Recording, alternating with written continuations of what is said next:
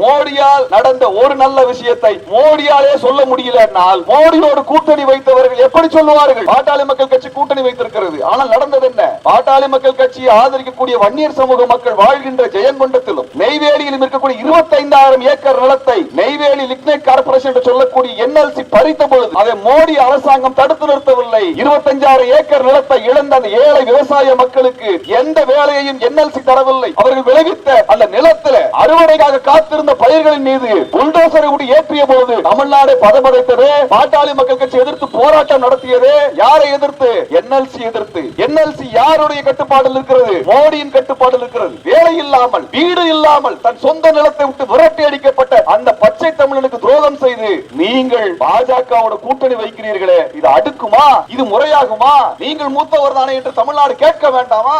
அதைத்தான் கேட்க வந்திருக்கோம், நியாயம் கேட்க வந்திருக்கின்றோம். இதையெல்லாம் பார்த்து கூட நம்ம எப்படி அமைதியாக இருக்கிறது?